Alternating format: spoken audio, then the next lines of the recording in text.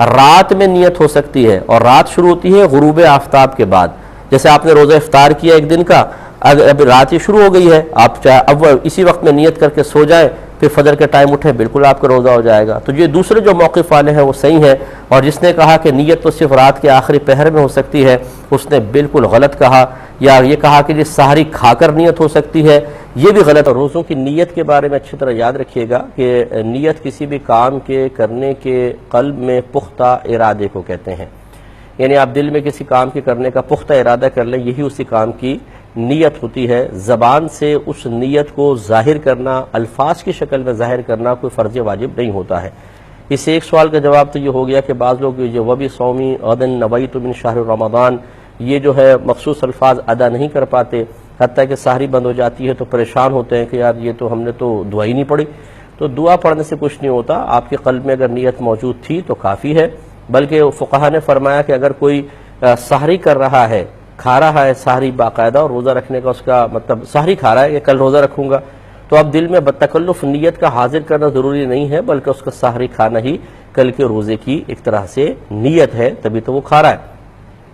اور اچھی طریقے سے یاد رکھیے گا کہ رات میں بھی آپ نیت کر سکتے ہیں، اور اگر خدا نخواستہ کسی کی فجر کے بعد آنکھ کھلتی ہے تو وہ زوال آفتاب سے پہلے پہلے نیت کر سکتا ہے. ہمارے فقہا فرماتے ہیں کہ اگر کوئی دیر سے جاگتا ہے تو اس نے اگر بالفرض کچھ جان بوجھ کر کھایا پیا نہ ہو، مثلا روزہ یاد ہے کہ آج رکھنا تھا، اس نے کہا ہو آج تو میں رات میں نیت نہیں کر سکا، چلو پہلے پانی پی لیتا ہوں پھر دن میں نیت کر لوں گا، ایسا نہیں. اگر وہ جاگتا ہے اور دیر سے فوراً نیت کر لے تو اس کی نیت ہو جائے گی. زوال سے پہلے پہلے نیت کر سکتے ہیں.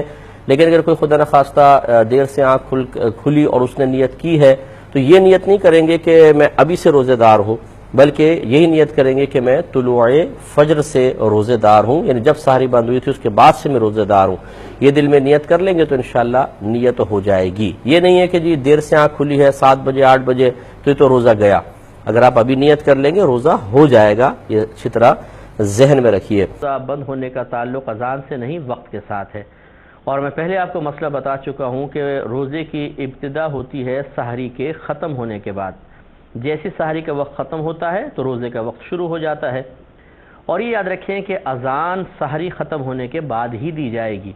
اگر کوئی لفظ اللہ اکبر بھی سحری ختم ہونے سے پہلے کہہ دے، باقی چاہے پوری اذان بعد میں کہہ دے، یہ اذان نہیں مانی جائے گی، دوبارہ اذان دینی ہوگی. لہٰذا معلوم یہ ہوا کہ اذان ہوتی ہے سحری کا وقت ختم ہونے کے بعد تاکہ فجر کا وقت شروع ہو جائے. تو گویا کہ جو اذانیں ہو رہی ہیں وہ سحری بند ہونے کے بعد ہو رہی ہیں. چنانچہ جس نے کھایا پیا اذان کے بیچ میں، اس نے گویا کہ سحری بند ہونے کے بعد کھایا پیا.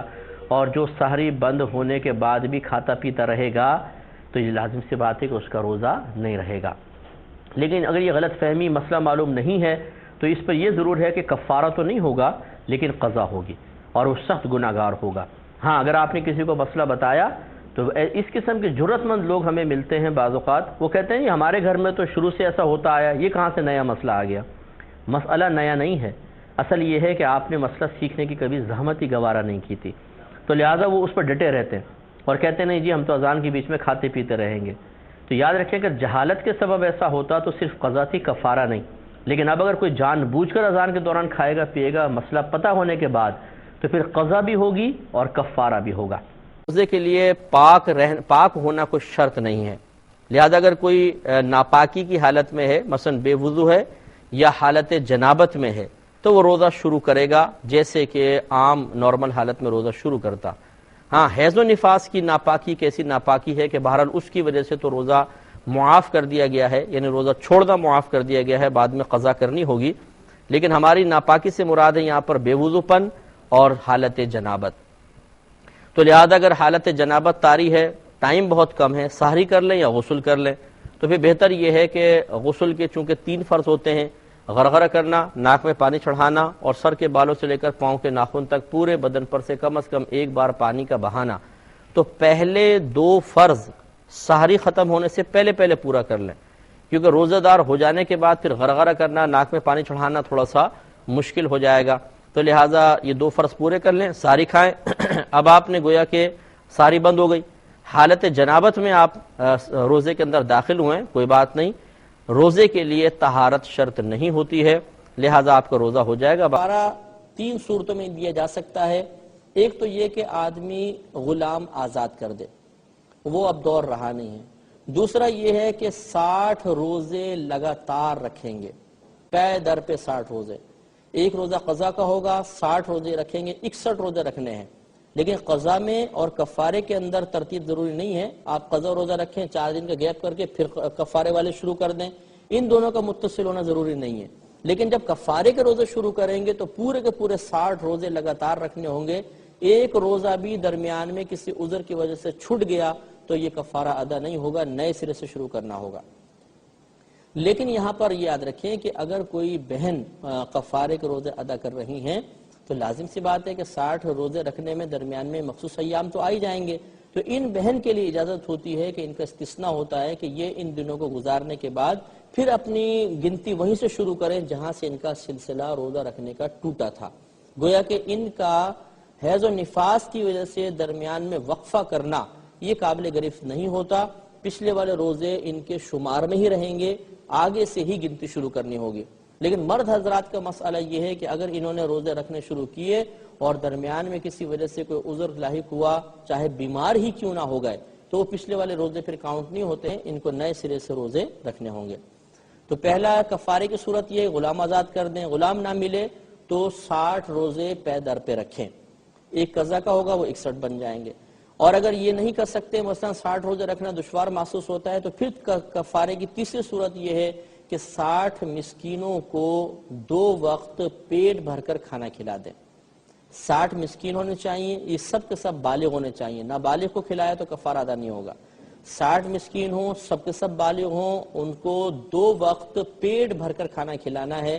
جب یہ تمام شرائط جمع ہوں گی تو انشاءاللہ کفارہ ادا ہو جائے گا۔ یہ بھی ہو سکتا ہے کہ آپ کو 60 مسکین نہ ملیں تو آپ ایک ہی مسکین کو 60 دن تک کھانا کھلائیں صبح اور شام کا، لیکن یہ ضروری ہوتا ہے کہ جن کو آپ صبح کھلائیں انہی کو شام کو کھلائیں، علیحدہ علیحدہ افراد نہیں ہونے چاہیے۔ اچھا، اب اگر کوئی مطلب یہ اس طرح کھانا کھلانا نہیں چاہتا بلکہ چاہتا ہے میں رقم دے دوں تو دے سکتا ہے۔ ایک روزے کے بدلے میں ایک صدقہ فطر کی مقدار اگر آپ ادا کریں گے تو وہ اس کا کفارہ بن جائے گا۔ اور یہ میں نے پچھلے پروگرام میں عرض کیا تھا کہ آپ گھر میں جو بھی آٹا کھاتے ہیں اس کا 2 کلو 50 گرام آٹے کی قیمت ایک صدقہ فطر کی مقدار ہے۔ تو جتنے بھی آپ کے روزہ نکلے ہیں یعنی کفارے کے روزے ہیں، ہر روزے کے بدلے میں ایک صدقہ فطر کی مقدار دے دیں گے تو انشاءاللہ کفارے کے روزے بھی ادا ہو جائیں گے۔ یہ بھی یاد رکھیے کہ اگر ایک ہی رمضان کے 2 روزے توڑے ہیں، ایک ہی رمضان کے پہلا روزہ توڑا جان بوجھ کر، پھر 10 دن بعد دوبارہ روزہ توڑ دیا، تو ان دونوں کے لیے ایک ہی کفارہ کافی ہوگا۔ ہاں اگر 2 رمضان کے 2 روزے ہیں، مثلا ایک پچھلے رمضان کا روزہ توڑا تھا پھر ایک اگلے رمضان کا روزہ بھی توڑ لیا تو ان کے پھر علیحدہ علیحدہ کفارے ہوں گے۔ لیکن ایک ہی رمضان کے اگر کئی روزے آدمی توڑ دے تو جتنے بھی روزے توڑے گا ان کا کفارہ ایک ہی ہوگا۔ تو خدا نہ خواستہ یہاں پہ کوئی ترغیب دینا مقصود نہیں ہے کہ آدمی ایک دن روزہ توڑ دے تو بولے جی اب تو چلو جی کفارہ دینا ہی ہے اور باقی بھی توڑتے چلے جاؤ۔ یہ سخت حرام اور گناہ کبیرہ ہے، جان بوجھ کے روزہ نہیں توڑیں گے، لیکن شریعت نے رعایت دی ہے کہ اگر ایک رمضان کے ہی ایک سے زیادہ روزے جان بوجھ کے توڑ دیے گئے تو ایک ہی کفارہ سب کے لیے کافی ہوگا۔ جی بالکل، یعنی جو نفلی روزہ ہے یا جو فرض روزہ ہے، جیسے رمضان کا روزہ ہوتا ہے یا جو ہم نفلی روزہ رکھنا چاہتے ہیں، تو دونوں کے اندر جو ہے وہ اگر رات میں نیت کر لی ہے، یعنی غروب آفتاب کے بعد نیت کر لی کہ میں کل روزہ رکھوں گا، تو یہ نیت اس کی ویلڈ ہو جائے گی، معتبر ہو جائے گی۔ اب اگر سحری میں آنکھ نہیں کھلی تو کوئی حرج نہیں۔ ہاں یہ ہے کہ سحری کی سنت سے یہ محروم رہے، ایک الگ بات ہے، لیکن اس صورت میں ان کا روزہ بہرحال شروع ہو چکا، روزہ وہ رکھ سکتے ہیں، رکھیں گے، بلکہ روزہ ان پر لازم ہے، روزہ انہوں نے رکھنا ہے۔ ٹھیک ہے، نیت بھی پہلے سے ان کے موجود، اگر نیت نہیں تھی، اگر پہلے نیت نہیں تھی تو ہاں ذہبہ کبریٰ، یعنی جس کو زوال کا وقت ہمارے یہاں عام طور پہ کہا جاتا ہے، اس سے پہلے نیت کر سکتے ہیں، اور اس وقت یہ نیت کریں گے کہ میں صبح سے روزے سے ہوں۔ اچھا، نیت ہوگی کہ میں صبح سے، جی طلوع فجر سے میں روزے سے ہوں، یعنی جس وقت سے ویسے روزہ رکھتے ہیں اس وقت سے لے کے میں نے روزہ کی نیت کر لی ہے۔ ٹھیک ہے، اس کا مطلب ہے کہ یوں کہا کہ میں ابھی روزے سے ہوں تو پھر تو نہیں ہوگا، صبح سے روزے کی نیت کرنی ہے کہ میں صبح سے روزے سے ہوں۔ جی ہاں، کہ نیت دل کے ارادے کا نام ہے۔ ٹھیک ہے، جب آپ نے دل میں ارادہ کر لیا کہ میں نے روزہ رکھنا ہے تو وہ نیت کافی ہے، صحیح، وہ نیت بہت ہے۔ ہاں اگر زبان سے الفاظ کی ادائیگی کر لے گا تو یہ مستحب ہے، اچھی بات ہے، مگر یہ بھی یاد رہے کہ بعض اوقات ایسا کرتے ہیں لوگ کہ وہ عربی کو یاد کر لیا اور اس کا معنی پتہ ہی نہیں ہے، وہ معلوم ہی نہیں رٹے رٹائے الفاظ ہوتے ہیں. تو جس بھی زبان میں نیت کرے معنی مفہوم بھی پتہ ہونا چاہیے کہ میں نیت کر رہا ہوں. ٹھیک ہے، بہرحال زبان سے کہنا مستحب ہے. ٹھیک ہے. دیکھیں یہاں بنیادی اعتبار سے دو باتیں غلط فہمیاں ہیں اس میں. نمبر ایک یہ غلط فہمی ہے کہ لوگ یہ سمجھتے ہیں کہ روزے کی حالت میں جو کلی کرنا اور ناک میں پانی چڑھانا ہے وہ معاف ہو جاتا ہے. یعنی غسل اگر فرض ہو جائے تو گویا کہ یہ دونوں فرض ساقط ہو گئے، حالانکہ یہ بالکل غلط ہے. ٹھیک ہے. دوسری غلط فہمی یہ ہے کہ فرض کیا چیز ہے عمومی طور پہ لوگوں کو یہ معلوم نہیں ہے. ٹھیک ہے. جو فرض ہے غسل کے اندر وہ دو چیزیں، یعنی دو فرض جو ہیں وہ یہ ہیں، کلی جو کرنا ہے وہ یہ ہے کہ آپ منہ کے ایک ایک حصے کے اندر والے حصے میں پانی پہنچائیں گے. ٹھیک ہے. اور جہاں سے حلق کی اس کو انتہا بولتے ہیں، ہمارے سامنے تو اس کی ابتدا ہو رہی ہے لیکن یہ حلق کی انتہا کہلاتی ہے، جڑ کہلاتی ہے، حلق نیچے سے شروع ہوتا ہے. تو اب یہ جو جڑ والا حصہ ہے، ابتدا جہاں سے ہو رہی ہے یہاں تک پانی پہنچانا یہ فرض ہے.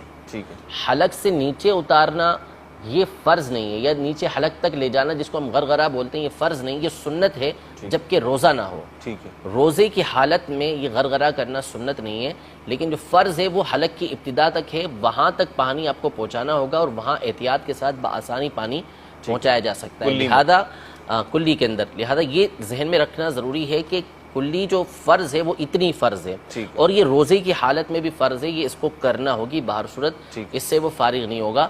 اور اگر نہیں کیا تو غسل نہیں ہوگا، غسل نہیں ہوا تو اس کا مطلب ہے کہ اس کی نمازیں بھی نہیں ہوئی. اسی طرح جو ناک میں پانی چڑھانا ہے، ناک کا جو نرم حصہ ہے یہ نرم حصہ یہاں تک کا ہوتا ہے. آپ ہاتھ لگائیں گے آپ کو نرم حصہ نظر آئے گا جو ظاہری حصہ ہوتا ہے، تو اس حصے تک پانی پہنچانا یہ فرض ہے غسل کے اندر.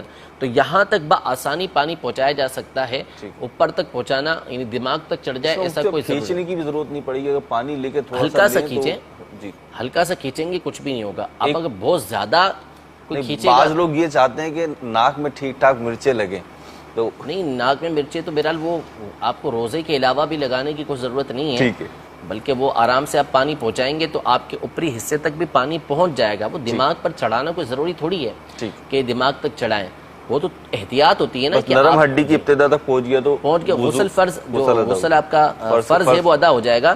باقی اوپری حصے تک بھی پہنچنا چاہیے، لیکن احتیاط کے ساتھ چڑھائیں گے تو ضروری نہیں کہ آپ کو مرچیں لگیں ہی لگیں، آپ کا دماغ تک پانی پہنچے ہی پہنچے. احتیاط کے ساتھ پانی چڑھائیں گے تو یہ ہو بھی جائے گا اور یہ ضروری بھی ہے.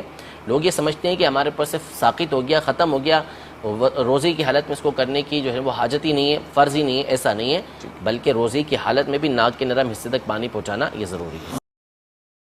نیت دل کے ارادے کا نام ہوتا ہے. کوئی بھی عمل ہو، چاہے نماز کے لیے نیت کرنی ہو یا روزے کے لیے، تو دل میں اس بات کا استحضار کر لیا جائے کہ یہ عمل میں کر رہا ہوں. تو اتنا ارادہ کر لینا، یہ نیت کر لینا یہ کافی ہوتا ہے کہ آج میرا روزہ ہے، یہ روزہ رکھنے کا ارادہ ہے.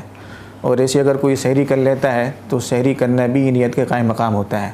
تو اگر کوئی سحری کر لے یا صرف دل میں اتنی بات کا استحضار کر لے تو اتنی نیت کر لینا یہ روزے کے لیے کافی ہے. دیکھیے روزے کے لیے طہارت شرط نہیں ہے، تو وہ اس حالت میں اٹھیں گا، سحر کریں گا، اس کا روزہ شروع ہو جائے گا، اس کے بعد غسل لے اور پھر نماز کو چلا جائے، اس میں کوئی حرج نہیں. تو یاد رکھیے سب سے آسان چیز تھی، آپ غسل کر دے. گھر والے پوچھے کیوں غسل کیا، تو غسل ٹوٹ گیا تھا، بولنے میں کیا حرج ہے؟ یہ کوئی بہت شرمانے کی چیز ہے. نماز چھوڑنا تو حرام ہے نا، یہ بولنا کوئی حرام نہیں، یا اس مسئلے کو بات کرنا کوئی حرام نہیں. تو لہٰذا اگر ایک انسان ایک مومن روزہ رکھتا ہے اور اس کا احتلام ہو جاتا ہے یا غسل ٹوٹ جاتا ہے، ظاہر سی بات ہے احتلام کی شکل میں، دوسری شکل میں ہم بستری کرتا بیوی سے تو روزہ ٹوٹ جاتا ہے. احتلام ہو جاتا ہے تو وہ کیا کرے؟ غسل کر لے، اس کا روزہ مکمل ہے. اس لیے کہ احتلام ہونے سے روزے پہ کوئی فرق رتی برابر بھی نہیں آتا. روزے کی نیت کرنے کا طریقہ کیا ہے؟ روزے کی نیت کرنے کا طریقہ کیا؟ روزے میں زبان سے نیت کرنا ضروری ہے، دل میں نیت کر لیں تو بھی کافی ہوگا. حماد احمد چکوال سے، بھائی دل کی نیت بھی کافی ہے، زبان سے نیت خاص طور پہ یہ جو الفاظ ہیں وہ بھی سومی غدین نویت من شہر رمضان، یہ کہیں بھی ثابت نہیں ہے. تو دل میں نیت کافی ہے. کوئی زبان سے نیت کر لے کہ آج میرا روزہ ہے تو بھی کوئی حرج نہیں ہے، لیکن جو سنت ہے وہ صرف دل کی نیت ہے. اگر غسل جنابت کرنا ہے، سحری کا وقت ختم ہونے والا ہو تو جلدی جلدی کھا لیں، پھر بعد میں غسل کر لیں، اور کیا ہے؟ تو کوئی ایسا مسئلہ نہیں ہے. آپ سحری کر لیں آرام سے، سحری کر کے فارغ ہو کے بعد میں غسل کر لیں. لا إله إلا الله محمد رسول الله عليه صلاة الله وآله